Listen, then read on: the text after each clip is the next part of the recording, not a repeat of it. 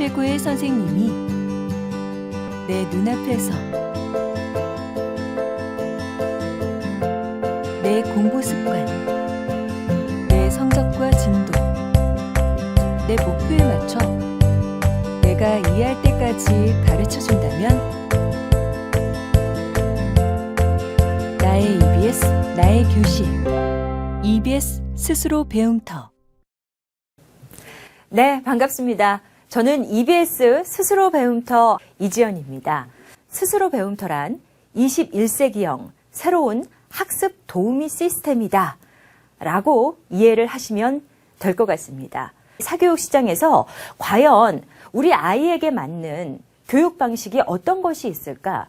학부모 입장에선, 학습자인 학생 입장에서는 취사 선택하고 그거를 다 소화시키는 것이 여간 어려운 일이 아닐 수 없습니다.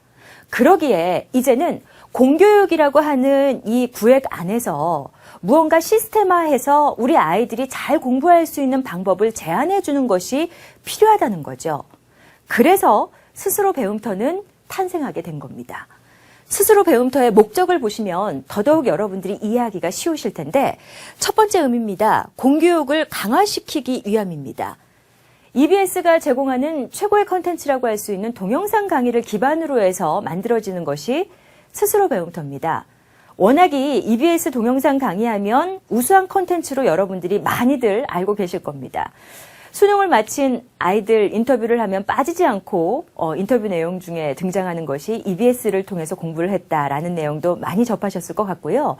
우리 학부모님들도 EBS에 기대하는 바가 굉장히 큽니다. 바로 그 EBS가 제공하는 최고의 컨텐츠로 시스템 하에 여러분들이 우리 아이들을 가르칠 수 있다는 장점이 있고요. 공교육이 강화가 되면 자연스레 사교육비가 경감이 됩니다. 사교육 시장이 10조 원 시대다. 한 가정당 월 수입 중 한 20%를 사교육비로 사용을 하고 있다고 합니다. 그런데 공교육이 튼실이 된다라면 저렴한 비용으로 학습 성취력까지 고취시켜서 아이들이 공부할 때 흥미까지 느끼실 수 있는 것까지 자연스럽게 연결이 되는 거고요. 자, 이렇게 되면 교육 복지가 또 하나 실현이 될 겁니다. 사실 교육복지 부분에 있어서는 하실 말씀이 많으실 겁니다. 특히나 지방에 계신 분들일수록 내가 무슨 수업을 받고 싶다고 하지만 그 근처에는 그런 수강을 할 만한 학원이 없다 하시는 분들도 굉장히 많습니다. 농촌이나 어촌이나 산촌, 지역적인 한계 때문에 이러한 여러 가지 갈증을 풀지 못하시는 사례도 굉장히 많고요. 또 소득이 조금 낮은 저소득층 자제분 같은 경우에는 비용적인 부담감 때문에 이거 불균형이 올 수밖에 없습니다.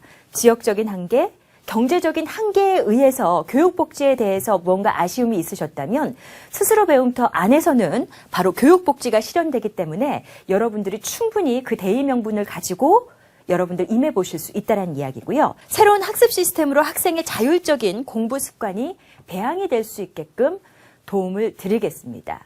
시스템화되어 있기 때문에 공부를 하려고 하는 학습자 입장에서도 공감대를 형성하고 이게 체계화되어 있기 때문에 잘 밟아나갈 수 있다는 강점이 있습니다. 이 시스템을 사용할 학부모 입장 그리고 학습자인 학생 입장에서는 스스로 배움터라고 하는 이 시스템이 매력이 있지 않다라면 아무리 공교육을 강화시킨다고 하더라도 듣고자 하는 의욕이 생기지 않을 것 같습니다. 그래서 스스로 배움터만이 가지는 장점, 강점이 무엇인지 여러분들이 아셔야 할 것 같아요.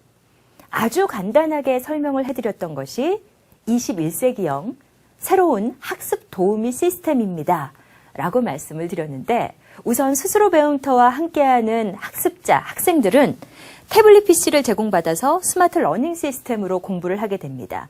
태블릿 PC를 통해서 우리 아이들이 지정받은 수강 과목을 시청할 수 있다는 이야기인데 이때 각 학생에 맞는 1:1 맞춤 교육이 실시가 됩니다. 우리 아이들의 수준이 다 제각각입니다.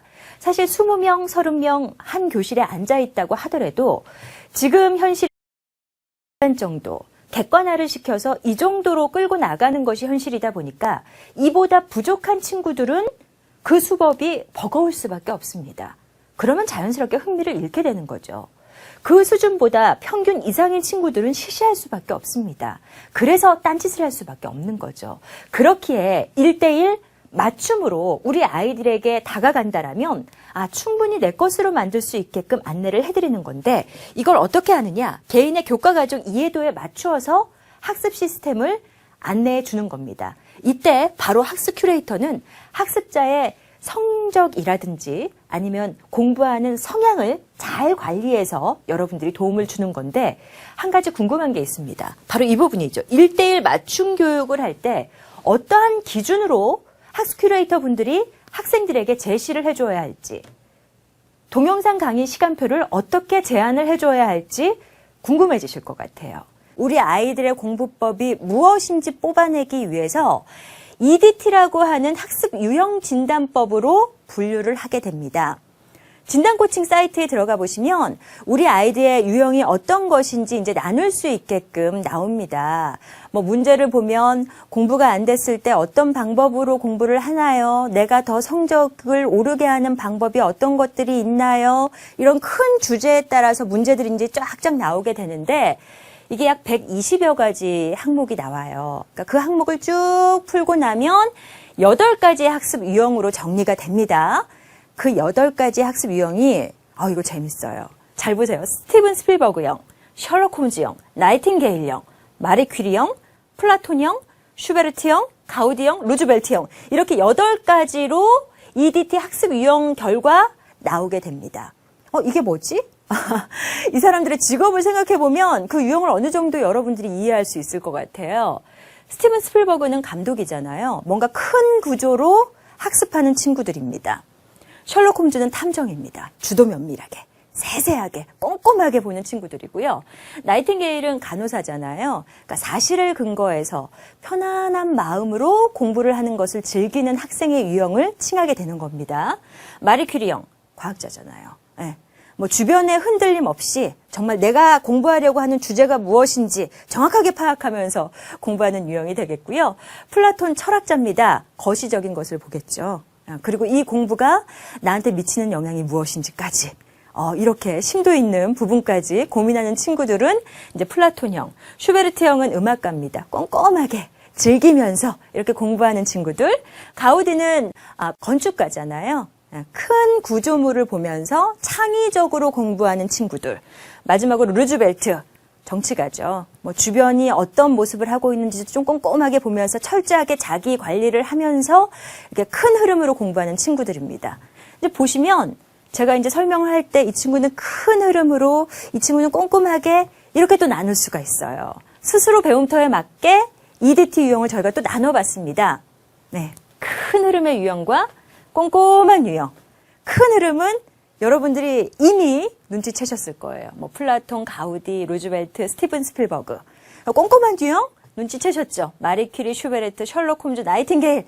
이렇게 해서 이제 공부법을 EDT를 통해서 큰 흐름과 꼼꼼한 유형으로 이제 나누셨다면, 자, 이번에는 고등과정도 성적 유형이 어떤 것인지 얘를 결합을 시켜야 하니까 따져보셔야겠죠. 고등과정의 성적 유형도 중학교 과정과 같습니다. A, B, C. 5월 기본, 기초로 이제 나누어서 이제 여러분들이 정리를 해보실 수 있으실 텐데요.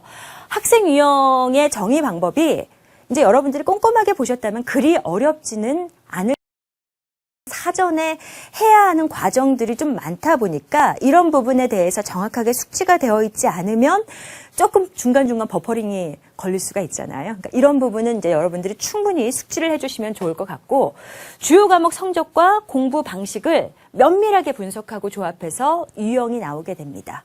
스스로 배움터에서 이 학생이 혹은 이 학생의 과목이 어떤 유형인지 분류가 되는 거죠. 몸에 맞는 보약을 만들기 위해서 우리 진맥하죠. 녹용이 좋지만 모든 사람에게 좋은 건 아닙니다. 어떤 사람에겐 맞을 수 있고 어떤 사람에게는 별로 맞지 않을 수가 있어요.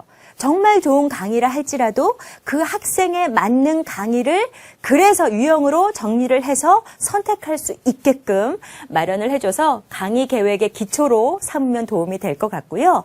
또 특히나 이렇게 유형 분석을 해놓으면 나중에 학생이나 학부모님들과 상담을 할 때도 객관적인 데이터로 사용할 수 있기 때문에 이 유형 분석표는 굉장히 중요한 부분, 스스로 배움터의 근간이 되는 부분이라고 여러분들께 설명을 드릴 수가 있는 겁니다. 과거에는 사실 단순히 점수만 가지고 줄 세우기 식으로 이제 라고 여러분들이 알고 있을 겁니다. 근데 현재는 조금씩 발전을 하고 있어요. 발전한 기술에 맞춰서 점점 교육 현장도 이제 변화를 하고 있습니다. 스스로 배움터도 그 변화하는 교육 현장에 발맞추어서 조금 더 욕심내서 이제 맞춤 교육까지 눈높이를 맞춰드렸다라고 정의할 수 있죠. 특히나 고등학생 같은 경우에는 EDT 학습 유형으로 보다 세밀하게 스마트한 방법으로 이 유형 분석이 이루어지기 때문에 공부하는 학생이라든지 아니면 옆에서 도움을 주는 큐레이터 선생님들에게도 큰 도움이 되는 것이 이 유형 분석이 아닐까라는 생각이 들었습니다. 스스로 배움터의 기초가 됩니다라고 이 유형의 정의를 나누는 방법에 대해서 설명을 해드릴 때 시작을 했는데요. 왜 그런 말씀을 드렸는지 이제 이해가 되셨으리라 믿습니다.